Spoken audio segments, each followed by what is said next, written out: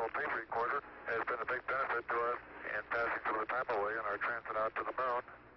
And it's rather odd to see it floating like this in Odyssey while it's playing the themes of 2001. April 13th, 1970.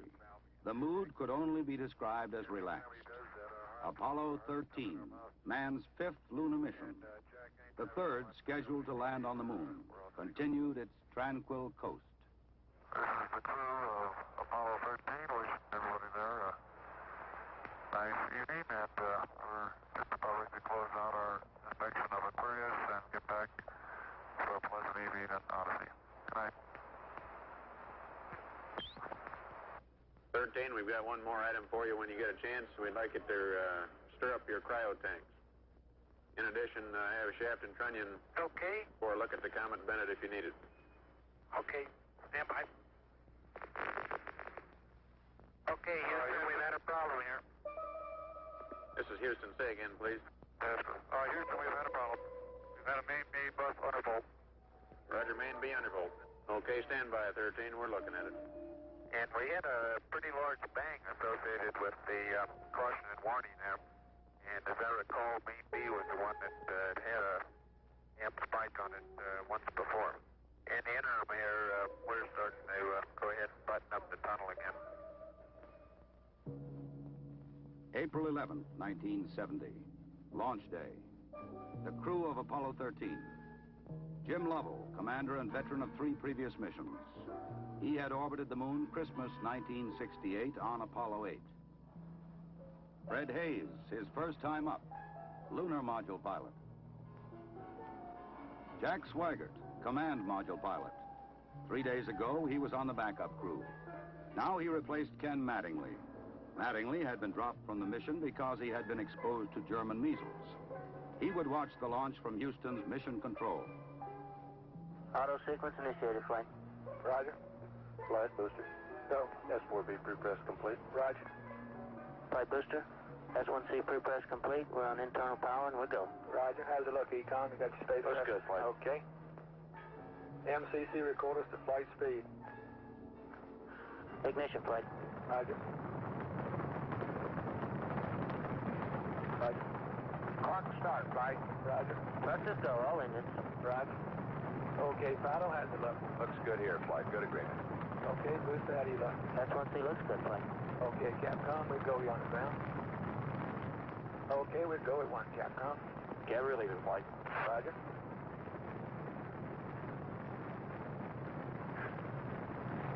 Booster, how do you look? We look good, flight. We go.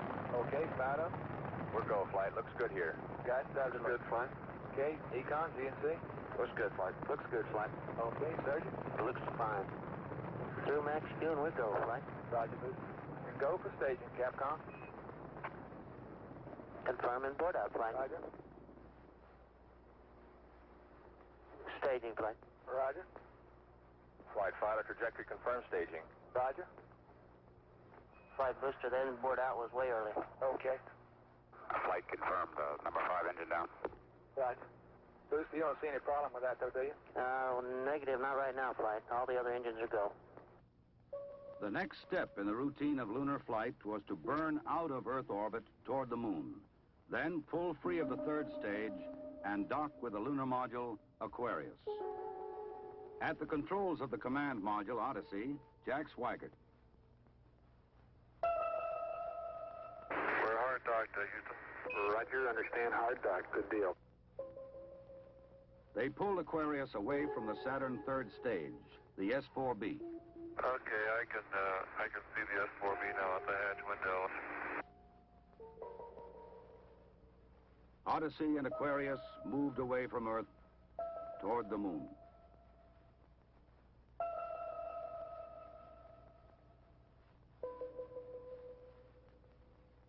Okay, Houston, we've had a problem here. 5 guidance. Go, guidance. We've had a hardware restart. I don't know what it was. Okay. Houston, we've had a problem. We've had a main B bus undervolt. You see an AC bus undervolt there, guidance? Or Ecom? Negative, flight. Believe the crew reported it. We got a main B undervolt. We may have had an instrumentation problem, flight. Roger. And we had a pretty large bang associated with the caution and warning there. The sensation I had, that I had felt a vibration accompanying the bang, not a large vibration or shudder. Is there any kind of leads we can give them? Are we looking at instrumentation? Or we got a real problem or what? We're reading 0 N2 pressure in fuel cell 1 and 13 PSI on fuel cell 3 O2 pressure. Okay, Barrett, what do you want to do? Open circuit fuel cell 1 and 3? That's firm flight. Shut down the reactance valve, and I asked for reconfirmation, since when you do that, it's sort of irreversible. If you shut one of these things down, they only can be restarted from ground support equipment. Yeah, that's because of AC. And it looks to me, looking out the hatch, that we are venting something. We are venting something out into space. Okay, let's everybody think of the kind of things we'd be venting. GNC, you got anything that looks abnormal in your system? Negative flight. How about you, Ecom? You see anything that, with the instrumentation you got, that could be venting? That's a firm flight. Let me look at the system flight as far as the venting is concerned. Okay, let's start scanning. Here is a bulletin from ABC News. The Apollo 13 spacecraft has had a serious power supply malfunction that could cause the lunar landing mission to be terminated early. I assume you've called in your backup ECOMs? Flight, say again? Have you called in your backup ECOMs now? See if we can get some more brain power in this We thing? got one here. Roger. At the moment, the astronauts are continuing to try to isolate their trouble. The late report says the spacecraft now is operating on battery power alone. All unnecessary equipment is being turned off. Okay, now let's everybody keep cool. We got LEM still attached. The LEM spacecraft's good, so if we need to get back home, we got a LEM to do a good portion of it with. Okay, let's make sure that we don't do anything that's going to blow our CSM electrical power with the batteries, or that will cause us to lose the main or the fuel cell number 2. Okay, we want to keep the O2 and that kind of stuff working. We'd like to have RCS, but we got the command module system, so we're in good shape if we need to get home. Let's solve the problem, but let's not make it any worse by guessing. My concern was increasing all the time. It went from, I wonder what this is going to do to the landing, to I wonder if we can get back home again. Okay, I'm coming back to you. Flight. Go ahead. I think the best thing we can do right now is start a power down. Right about then, it was quite apparent to me that it was just a question of time that the command module was going to be dead. You don't want to get fuel cell pumps off, do you? We can do that on fuel cell number 1 flight. Okay, well, let's make sure we don't blow the whole mission. Well, the thing that concerns me is throwing equipment. We had a problem. We don't know the cause of the problem. Flight, I've got a feeling we've lost 2 fuel cells. I hate to put it that way, but I don't know why we've lost them. It doesn't all tag up. Network from Flight.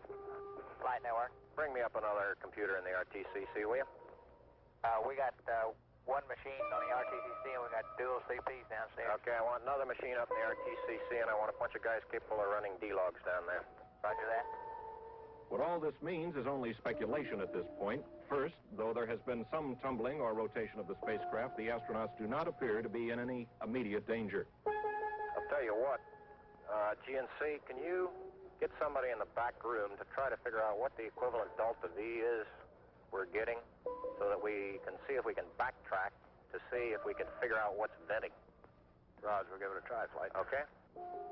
When I looked up and saw both oxygen pressures, one absolutely 0 and the other one going down, it dawned on me, and I'm sure Jack and Fred about the same time, that we were indeed in serious trouble. The only way to survive the situation was to transfer to the LEM. Flight Econ. Go ahead, Econ. The pressure in O2 tank 1 is all the way down to 297. We better think about getting in the LEM or using the LEM systems. I'd say this is as serious a situation as we have ever had in manned spaceflight. We've always called the LEM a good lifeboat under those circumstances. If at any time in the mission, however, the LEM had separated and we had gotten ourselves into a rendezvous situation, or the command module being around the moon, then what you state is absolutely true. It would be a fatal situation. Tell me you're from Flight. Go ahead, Flight. I want you to get some guys figuring out minimum power in the LEM to sustain life. The accident had occurred 200,000 miles from Earth. Lovell, Swigert, and Hayes rode in the lunar module attached to a lifeless command module. Apollo 13 had started as a mission of scientific exploration. It was now a matter of survival. Since the command module was dead, except for the oxygen and power hoarded for re-entry, the guidance platform of Aquarius, designed to land on and take off from the moon, would have to be used. The first milestone, and I consider this after the accident, I guess, more or less the survival now. The first milestone was to get alignment on the LEM platform. Alignments are important, you know, because without knowing exactly which way the attitude of the spacecraft is in space, there's no way to tell how to burn or how to use the engines of that spacecraft to get the proper trajectory to come home. The position we are now on the Earth-Moon plane, we have to go around the moon to get back if we're going to use the dipped engine. You would have had enough capability with the SDS engine, but of course we don't dare use that now. So we have to go to the back side of the moon and come back. To get into the correct orbit around the moon, the crew had burned out of a trajectory that would automatically bring them back to Earth. They would have to get back onto a safe course toward Earth. He needs to put his throttle to min also, Flight. Throttle to min? Yes, he's at 29% now, roughly. This maneuver, again, was completed on time, and because it was a manual burn, we had a three-man operation. Jack would take care of the time. He'd tell us when to light off the engine, when to stop it. Fred handled the pitch maneuver, I handled the roll maneuver, and I pushed the buttons to start and stop the engines. Aquarius, and you go for the burn.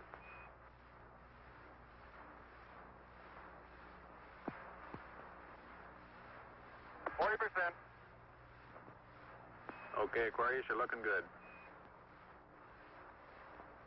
Auto shutdown. The first problem was solved.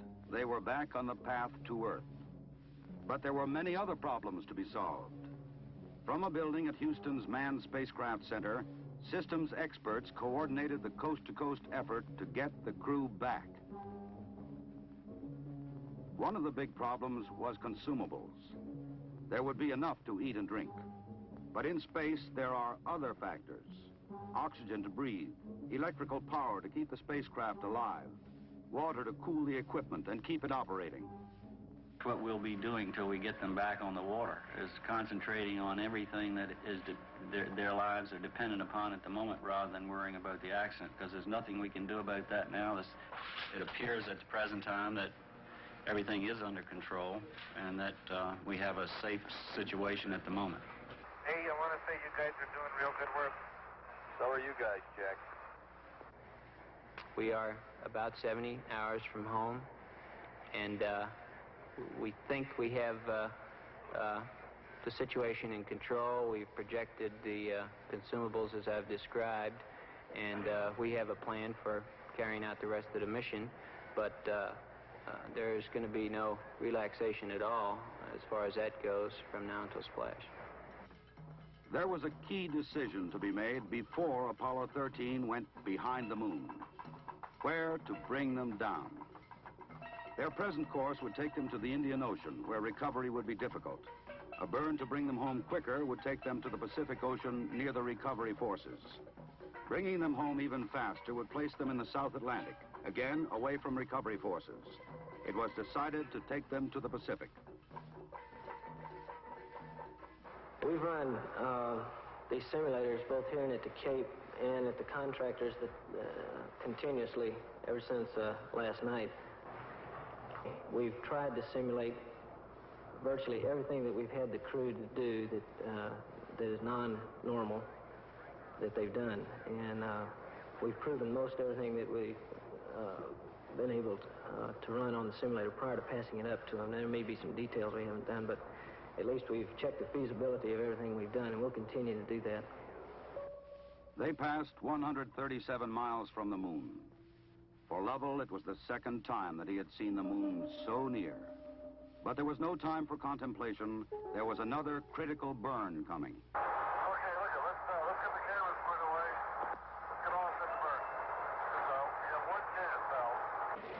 And in Houston, the newsmen poured in to tell an anxious world the story. Well, that was going along with the ignition, so Shortly after Apollo 13 had separated from the Saturn third stage, the stage had been sent onto a trajectory toward the moon. Its impact would be recorded by the seismometer left by Apollo 12. By the way, Aquarius, we see the results now from 12's seismometer. Looks like your booster just hit the moon and it's rocking it a little bit. Over. Well, at least something worked on this flight. I'm sure glad we didn't have a limb impact, too. Jim, you go for the burn. Go for the burn. Roger, understand. Go for the burn. Guidance okay? We're good, flight. Control okay? We're okay, flight. Tell me we're go, flight. Inco okay? We're good, flight. Ground confirms ignition. We're burning 40%. West Houston, you're looking good. Roger. Shut down. Roger, shut down. I say that was a good burn. Roger, now we want to power down as soon as possible. Understand. To conserve the electric power and cooling water, the crew shut down all but the vital, life-sustaining systems of the LEM. I think the LEM spacecraft's in excellent shape, and I think it's fully capable of getting the crew back. I think, as we have found before, every time we've put the LEM spacecraft to a test, it's always done much more than it was guaranteed to do, and I think this is a good case in point. Conserve the consumables, cooling water, electric power. The LEM water gun was leaking, and we shut that off. I guess it leaked about a quart of water, I would estimate. But it took me about 2 days to get my feet dry, and of course, I think you were all aware that the temperatures were going down in both vehicles, and it's made for very chilly feet for a couple days.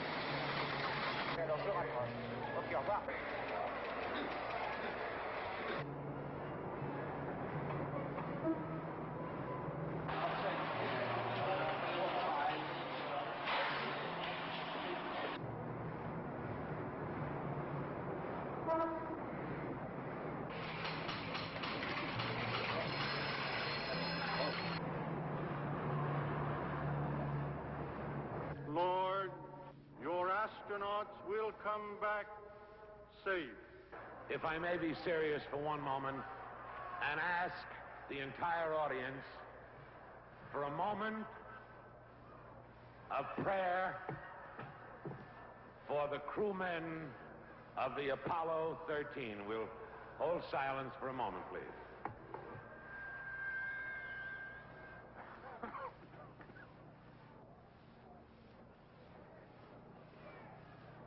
RCS-A stands at 62% and B at 62%.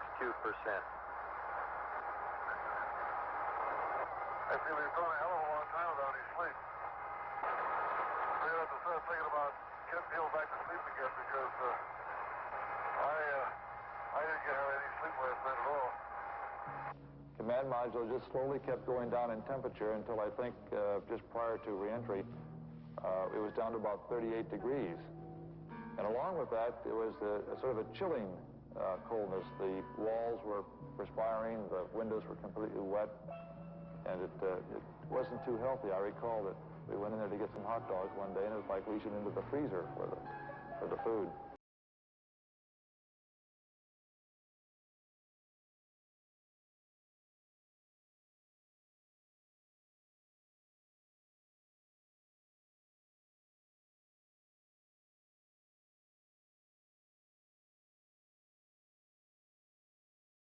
On top of it as anybody could be knowing what we knew, which isn't very much, I'll have to admit.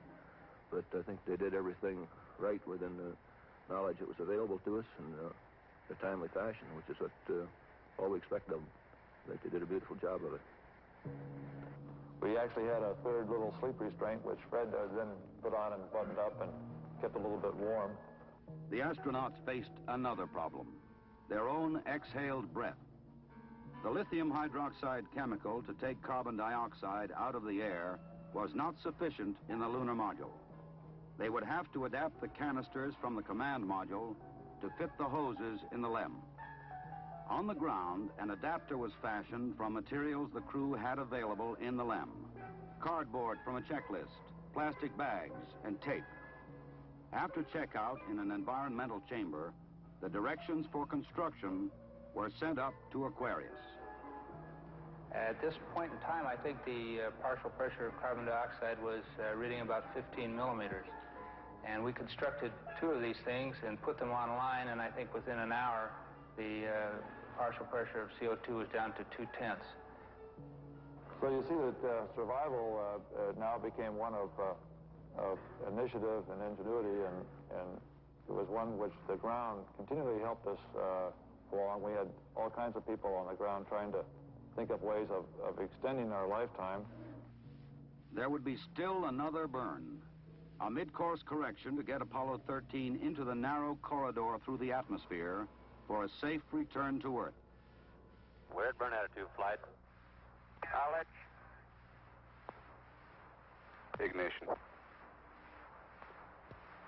Thrust looks good. Shut down. Hang in there, it won't be long. There were moments when I didn't know how much consumables we had, whether we could make it back or not, but in a situation like that, there's only one thing you can do. You just keep going, and you just keep thinking up where you can get more consumables. And so that's exactly what we did. On April 17th, they prepared for re-entry. After a small course correction burn, they jettisoned the damaged service module. FFF. Copy that.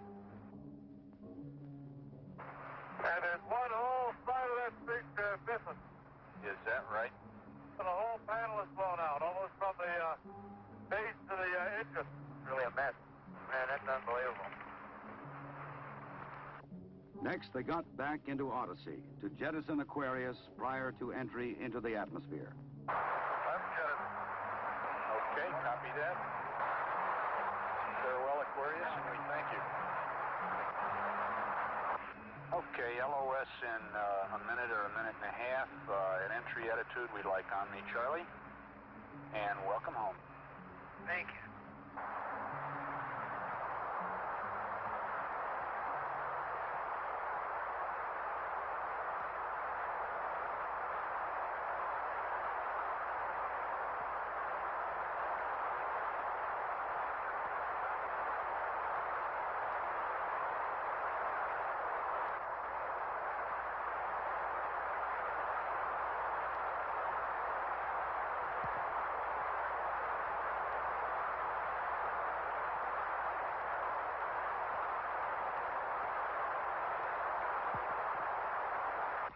Odyssey Houston standing by, over. Okay, so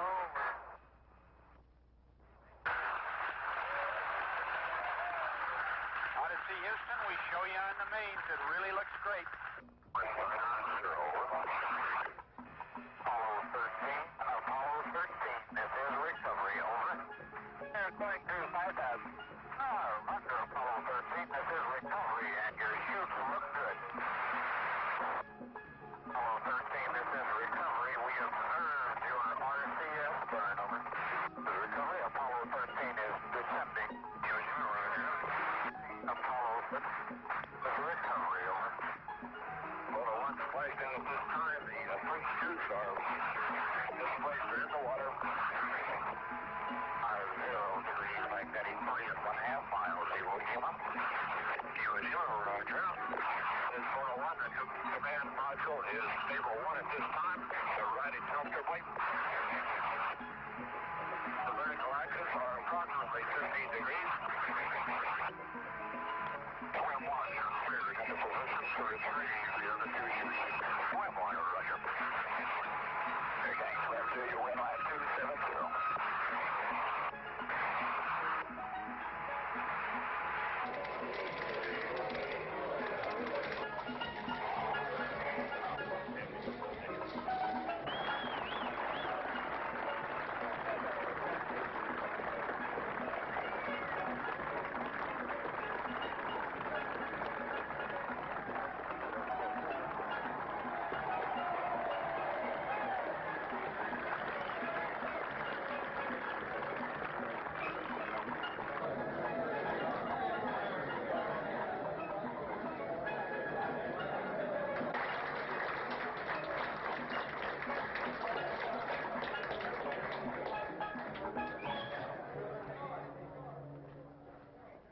I recall, Captain, that when I spoke to you on the phone, you said that you regretted that you were unable to complete your mission.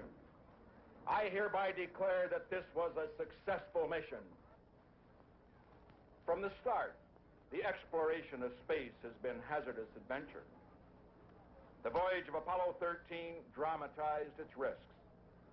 The men of Apollo 13, by their poise and skill, under the most intense kind of pressure, epitomize the character that accepts danger and surmounts it.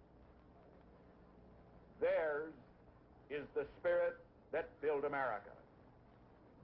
Your mission served your country. It served to remind us all of our proud heritage of a nation, to remind us that in this age of technicians and scientific marvels, that the individual still counts, that in a crisis, the character of a man or of men will make the difference. GNC. Go. Surgeon. Go. Procedures. Go. AFD. Go. Network. Go. Computer soup. Go. Raj, network, give me an Amber. RTC, you on AFD conference. RTC's on the AFD conference. Okay, all flight controllers, let's play it cool.